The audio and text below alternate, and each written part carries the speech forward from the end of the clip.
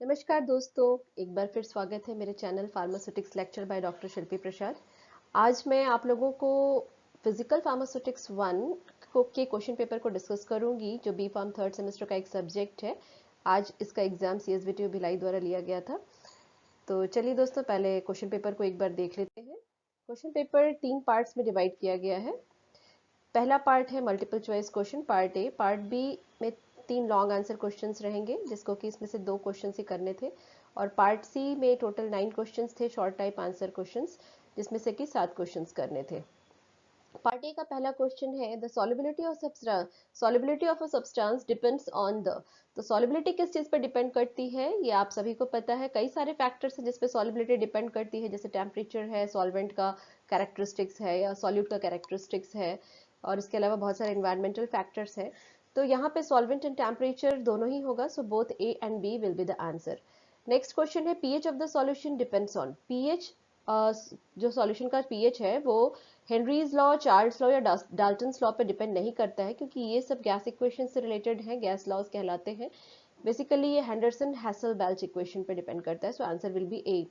According to the biopharmaceutics classification system, BCS class 2 drugs have, so BCS classification देखिए मैंने यहाँ पे आप लोगों को बना के दिखाया है। इसमें according to BCS classification, drugs are divided into 4 classes, and in which the class 2 drugs have low solubility and high permeability.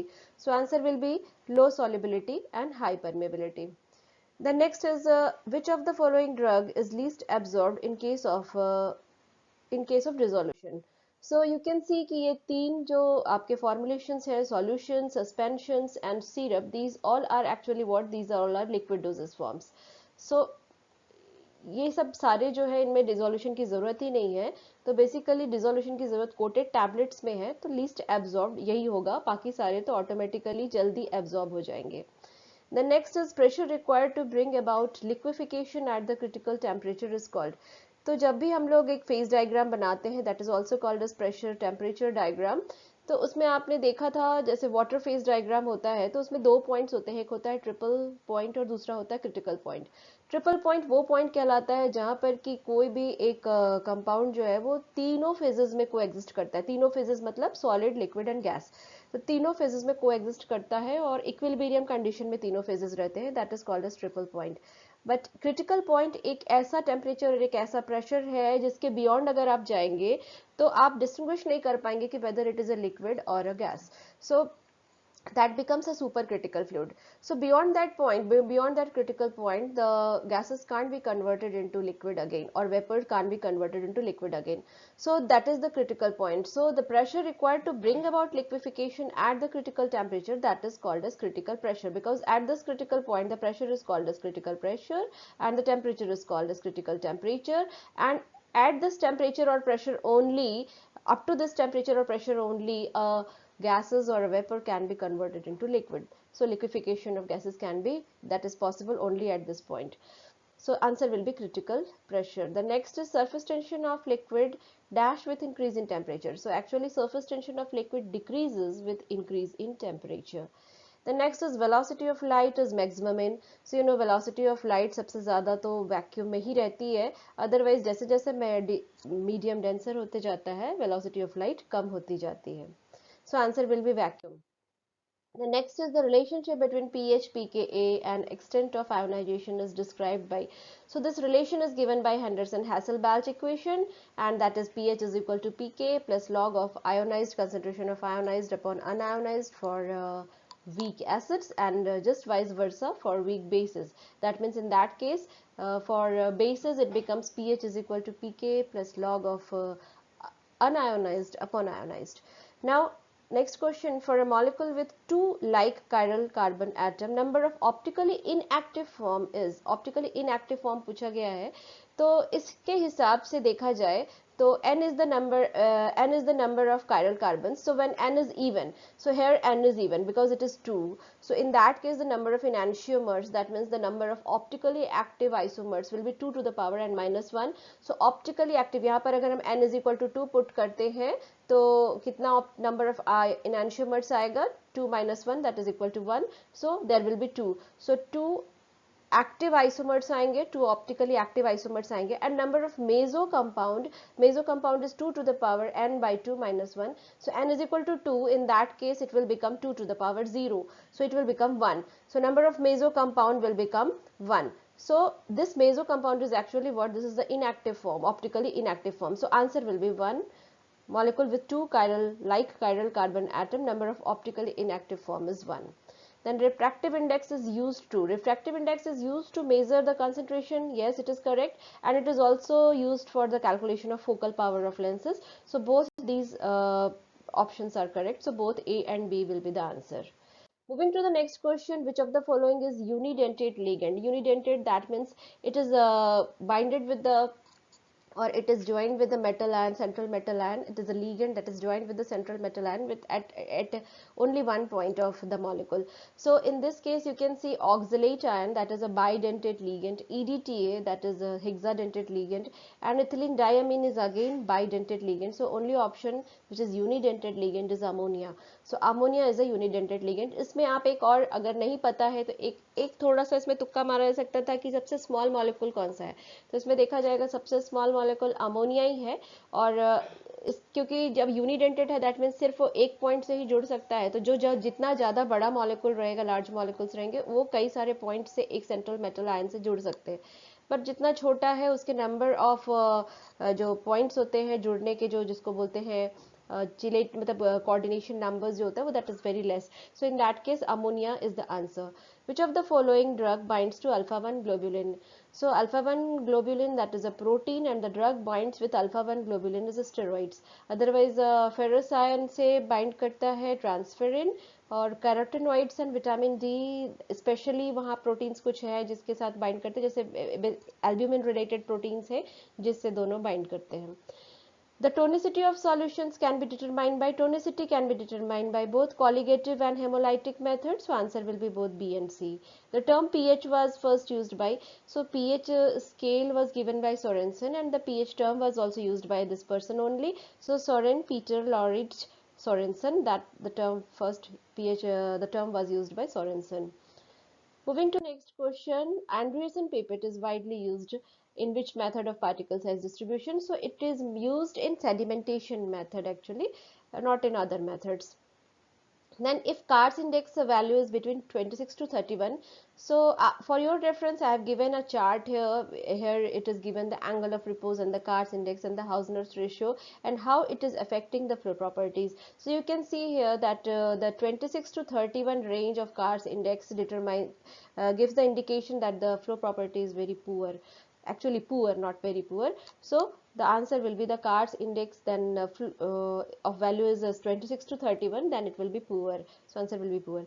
The solubility of drug will be high when it is in its which form? So solubility will be high when it is neither it is unstable nor unstable nor none of them. So answer will be metastable. अगर यहाँ पे option amorphous form रहता तो वो answer रहता, लेकिन amorphous form से just जो डिक्रीजिंग ऑर्डर में अगर हम रखेंगे सॉलिबिलिटी को, तो एमरफस फॉर्म के बाद मेटास्टेबल फॉर्म ही आता है. तो मोस्ट सॉल्युबल फॉर्म जो यहाँ पर है that is the metastable form. Moving to the next question, in solids particles are, particles कैसे arranged रहते हैं? Actually they are very closely packed in case of solids. So answer will be C, closely packed. Then the process of formation of two or more separate coordinate bonds between a polydentate ligand and a single central atom. So that is the chelates actually. The complexes formed are known as chelates and the process is known as chelation in case of dentates. Actually dentates का मतलब होता है clause, that means कि एक central metal ion है और उसके चारों तरफ मतलब एक ही मॉलिक्यूल है जो कि लिगेंड की तरह काम कर रहा है, but it has got several points by which it is attached to the central metal. So like claws, like पंजा, पंजे में जैसे कि आप 5 है तो वो पांचों ऐसे पकड़ के जकड़ के रख सकते हैं एक सेंट्रल मेटल को. हाथ तो एक ही है, that acts as a ligand, but ये जो 5 आपके जो उंगलियां दिख रही है, फिंगर्स दिख रहे हैं, ये सारे जो है as a claws they are going to attach with the central metal ion. तो उसी तरीके से यहाँ पर सिर्फ एक लिगेंड है but they are having more than one point of attachment with the central metal ion. That's why it is known as chelates and the process is known as chelation. So answer will be chelation. The next is the solution having an osmotic pressure greater than 0.9% weight by volume, sodium chloride. So 0.9% is actually isotonic with your body fluid, 0.9% weight by volume sodium chloride. अगर इससे ज़्यादा concentration या osmotic pressure है, then it is known as hypertonic, and if it is less, then it is known as hypo. So here it is greater पूछा है, तो hypertonic होगा. Moving to the next. Now coming to the long answer type, that is the part B. इसमें तीन ही options थे, तीन ही questions पूछे गए थे, जिसमें से कि दो का आंसर करना था. So first वाला था write a detailed note on methods of determining particle size with the help of diagrams and examples wherever applicable. So basically there are 4 methods of particle size determination. आपको इन्हीं को detailing करनी थी, जितना लिख सकते थे, किसी में डायग्राम दे सकते थे, किसी में एग्जाम्पल्स के साथ सेट कर सकते थे. तो ये जो चार है particle size determination methods, like optical microscopy, sieving method, sedimentation method and conductivity method. Optical microscopy में normally we use microscope, sieving method में सीव्स का यूज करते हैं, सेडिमेंटेशन मेथड में एंडरसन पिपेट का यूज करते हैं, और कंडक्टिविटी मेथड में काउंटर मेथड का यूज करते हैं. सो ये आप इसको इन्हीं को एक्सप्लेन करना था. देन थर्ड क्वेश्चन को मैं आगे डिस्कस करती हूँ. Discuss kinetics of protein binding in detail. Fourth question था explain buffer equation for weak acid and its salt and weak base and its salts. So buffer equation are those equations actually that is also known as Henderson-Hasselbalch equation. And change in pH क्या होगा buffer solution में, या pH अगर आपको निकालना है तो आप that can be calculated on the basis of buffer equation. तो जैसे फॉर एग्जांपल हम यहाँ पे वीक एसिड और उसका सॉल्ट लेते हैं, तो यहाँ पे वीक एसिड है एसिटिक एसिड, जिसको जो आयोनाइज करेगा तो एसिटेट और हाइड्रोनियम आयन में कन्वर्ट होगा. According to the law of mass action you can write a equation like this. इस तरीके का इक्वेशन लिख सकते हैं. अगर इसमें एक वीक एसिड का सॉल्ट भी है, that is sodium acetate. Sodium acetate भी जब आयोनाइज करेगा तो एसिटेट आयन और सोडियम आयन में कन्वर्ट होगा. ये सोडियम एसिटेट आयन जहां ज्यादा हो जाता है, उसकी क्वांटिटी ज्यादा हो जाती है, again it gets joined with the hydronium ion and it forms again acetic acid and water. तो इस तरीके से ये कॉमन आयन इफेक्ट के थ्रू ये अपने बफरिंग एक्शन को मेंटेन रखता है. Now coming to the equation, हम लोगों ने अभी जैसे ये इक्वेशन देखा है, इसको रीअरेंज अगर करते हैं तो we can write a equation like this. So इसको इस तरीके से कन्वर्ट करने का एक मोटिव है, क्योंकि हाइड्रोनियम आयन को अलग किया गया है. And what is pH? PH is the negative log of hydronium ion concentration. तो उसी तरीके से इसको इक्वेशन को हम आगे बढ़ाएंगे तो we will get a equation like this. तो यहाँ पर देखिए उसी इक्वेशन को मॉडिफाई किया गया. So you can right the ionized part as a salt and the unionized part as an acid. So hydronium ion, that is equal to Ka, acid CH3COOH, and salt is CH3COO minus. इसका log ले लेंगे दोनों तरफ तो आपको ये equation मिलेगा, और जब नेगेटिव लॉग लेंगे तो negative log of hydronium ion पूरे को नेगेटिव कर दिया. तो यहाँ negative log of hydronium ion that is equal to pH, and negative log of K that is equal to pK, and negative log of acid plus log of salt, so you can write plus of log of salt upon acid. So this is the Henderson-Hasselbalch equation, and this is also known as buffer equation. So ये एक buffer equation हो गया for weak acid and its salt. इसका जो pH range है, इसकी एक limitation है कि for calculation of pH you can determine it in the range of 4 to 10. तो पीएच रेंज 4 to 10 में ही एप्लीकेबल है, अदरवाइज ये एप्लीकेबल नहीं है. आगे देखते हैं कि week base and it salt अगर लेंगे तो सेम इक्वेशन रहेगा. जैसे यहाँ पे एग्जांपल ले सकते हो अमोनियम क्लोराइड और अमोनियम हाइड्रोक्साइड का. अमोनियम क्लोराइड एक वीक बेस का सॉल्ट है और अमोनियम हाइड्रोक्साइड एक वीक बेस है. तो उस तरीके का एग्जांपल लेते हुए जैसा हमने प्रीवियस स्लाइड में देखा था, बिल्कुल उसी तरीके से इसको भी आगे बढ़ाएंगे और आपको एक ये इक्वेशन मिलेगा. Hydroxyl ion is equal to K B denotes the base dissociation constant. वहां के ए था, that denotes the acid dissociation constant. यहाँ के बी है, that means base dissociation constant.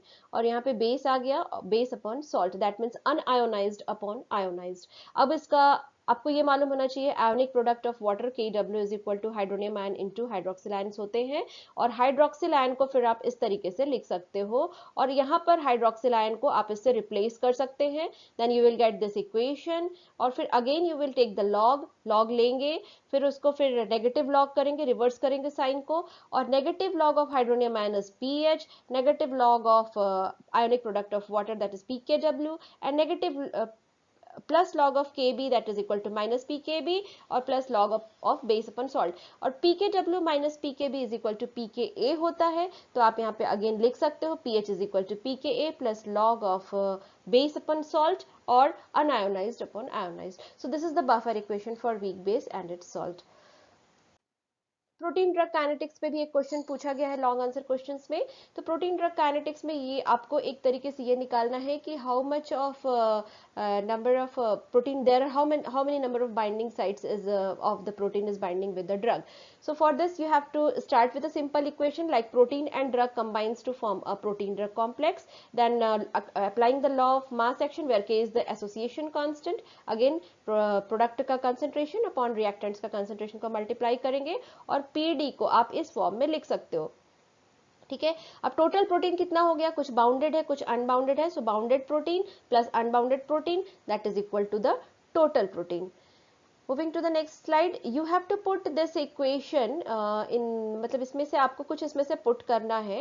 तो ये देखते हैं आगे क्या करते हैं इसमें substituting P in the above equation. Now you have to substitute the value of P in the form of total protein. तो इसको आप इस तरीके से जब इसमें पुट करेंगे तो फाइनली आपको एक इसको रीअरेंज करेंगे तो ये इक्वेशन मिलेगा। This is the protein drug complex concentration, this is the total protein complex, and this is the association constant, this is the concentration of the drug, uncomplexed drug and free, or you can say free drug, and 1 plus Kd. So ये equation आपको मिलेगा। तो ये Pd upon Pt ये क्या represent कर रहा है, this is the average number of drug molecules that is bounding per mole of protein, एक mole of protein के साथ कितने drug molecules bind कर रहे हैं आपको ये represent कर रहा है, और that can be called as, if we make it as a constant, this is called as R, इसको R से present कर सकते हैं। So you can write like this, R is equal to Kd upon 1 plus Kd। ये सिर्फ इस purpose के लिए है when we have got only one binding site, जब एक ही binding site होगा तब आप इसको लोगे, लेकिन अगर number of binding sites है n number of binding sites है, in that case you have to replace this equation like this, so R is equal to n multiplied by this, again this is same equation जैसा पहले था वैसे ही है। अब इसको फिर से रीअरेंज करेंगे तो हमको एक प्लॉट मिलेगा स्कैटर्ड प्लॉट, और स्कैटर्ड प्लॉट से हमको number of binding sites in a protein ये हमको पता चलेगा। जैसे इसको हमने रीअरेंज किया then finally we will get like this, R upon D is equal to NK minus RK। So it represents a straight line equation when you plot a graph taking R upon D as on y axis, sorry on y-axis, and you plot take RK on x-axis, then the slope will be NK. N is the number of binding sites। चलिए scattered plot को भी देख लेते हैं। This is the scattered plot, so RD और यहाँ R upon K अगर हम प्लॉट करेंगे तो आपको मिलेगा NK as the intercept, sorry NK you will get as a intercept, okay। और R against R प्लॉट करेंगे, RD is R upon D is plotted against R and K will be the slope of that graph and NK will be the intercept of that graph। ये intercept हो गया। तो अगर सिर्फ एक binding site है, if it has got only one class of binding site then you will get a straight line, but if it has got more than one binding site then the graph will be not linear, so graph will be like this, like इसका ये example दिया गया है scattered plot of bis hydroxy coumarin to human serum albumin. ये दो temperature पे लिया गया है। बिस हाइड्रोक्सी काउमेरिन एक एंटीकोगुलेंट ड्रग है और ह्यूमन सीरम एल्ब्यूमिन के साथ बाइंड करता है। तो इसमें दो टेम्परेचर्स पे इसका ग्राफ को प्लॉट किया गया है, 20 degree Celsius and 40 degree Celsius. अब यहाँ पर आप देख सकते हैं ये चूंकि लीनियर नहीं है, क्यों, क्योंकि इसमें नंबर ऑफ बाइंडिंग साइट्स एक से ज्यादा है। अगर एक ही रहता तो ये लीनियर रहता, एक से ज्यादा है इसलिए नॉन लीनियर कंडीशन है।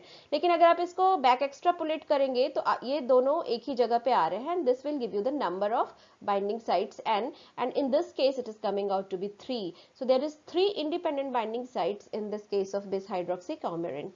So this equation will give you the number of binding sites n, even k you can get from the slope of this graph। so ये इस तरीके से प्रोटीन ड्रग काइनेटिक्स आप निकाल सकते हैं या बता सकते हैं। इसका आंसर ये रहेगा। और शॉर्ट आंसर टाइप, चूंकि समय की कमी है इसलिए मैं शॉर्ट आंसर टाइप को शॉर्ट में ही बताऊंगी। जैसे फैक्टर्स इन्फ्लुएंसिंग सॉल्युबिलिटी में बहुत सारे nature of solute, nature of solvent, there is temperature also and there is pressure also. Pressure का इफेक्ट बहुत ही कम होता है in case of solids and liquids, बस गैसेस के केस में गैसेस की सॉल्युबिलिटी में प्रेशर का भी इफेक्ट होता है. So these are the factors. Then physicochemical properties of drugs influencing dissolution. So rate of dissolution increases as you decrease the particle size, as you increase the surface area of the drug. ठीक है, फिर partition coefficient के ऊपर भी depend करता है. Then बहुत सारे ऐसे पार्ट्स और भी फिजिको केमिकल फैक्टर्स हैं, पीएच है, पीके है, ये सारी चीज़ों पे सॉल्युबिलिटी है, बहुत सारे फैक्टर्स हैं जो कि जिसके के ऊपर ड्रग के फैक्टर्स है जिसके के ऊपर डिसोल्यूशन डिपेंड करता है. एंड देन लिक्विड क्रिस्टल्स को डिटेल में बताना था, एक्सप्लेन करना था, 5 मार्क्स का क्वेश्चन था. तो लिक्विड क्रिस्टल्स एक तरीके का मेसोफेज है बिटवीन सॉलिड एंड लिक्विड, और इसमें क्रिस्टलाइन बिहेवियर भी रहता है और लिक्विड का फ्लो बिहेवियर भी रहता है. और 3 टाइप्स के होते हैं, स्मैक्टिक, कोलेस्टेरिक एंड नीमैटिक. तो इस तरीके से आप इसको डिटेलिंग आउट कर सकते थे. पॉलीमॉर्फिज्म के बारे में शॉर्ट नोट्स लिखना था. पॉलीमॉर्फिज्म का मतलब होता है जब एक कोई क्रिस्टलाइन सब्सटेंस है that is actually having different morphology but the same chemical nature same chemical formula, having the same chemical formula but morphologically that differs, so that is polymorphism. कई सारे examples हैं इसके जिसको कि आप इसमें कोट आउट कर सकते थे. और application of refractive index in optical rotation, दोनों तरीके के एप्लीकेशंस होते हैं इसके, क्वांटिटेटिव एंड क्वालिटेटिव एप्लीकेशंस होते हैं, इसको थोड़ा डिटेल आउट करना था. And explain the methods for determining surface area. तो पार्टिकल सरफेस एरिया निकालना है, उसके लिए आपको एड्सॉर्प्शन मेथड भी है, एयर परमेबिलिटी मेथड है, इसको आप इसमें डिटेल आउट कर सकते थे. एप्लीकेशन ऑफ कॉम्प्लेक्सेशन, बहुत सारे एप्लीकेशंस हैं, सॉल्युबिलिटी इन्हांसमेंट का भी काम करता है, सॉल्युबिलिटी को डिक्रीज भी करता है, और टेस्ट मास्किंग का काम करेगा कहीं पे. मतलब कि बहुत सारे सॉल्युबलाइजेशन के अलावा भी बहुत सारे एप्लीकेशंस हैं कॉम्प्लेक्सेशन के. Then factors affecting protein binding, तो इसमें ड्रग का फैक्टर्स लिख सकते थे, फिजिको केमिकल फैक्टर्स, कुछ प्रोटीन के फैक्टर्स लिख सकते थे, जैसे प्रोटीन का नेचर कैसा है, एसिडिक है कि बेसिक है, फिर types of interaction between the drug and protein, ये सब फैक्टर्स आप इसमें लिख सकते थे. Then Raoult's law that is related with ideal solution and those solutions that is following Raoult's law that are called as ideal solutions. ठीक है, तो इसमें इस तरीके से आप इसको एक्सप्लेन कर सकते थे. तो thank you very much guys, hope आप लोगों का कुछ एग्जाम अच्छा गया होगा और इस वीडियो से आपको कुछ हेल्प मिली होगी. Thank you for watching.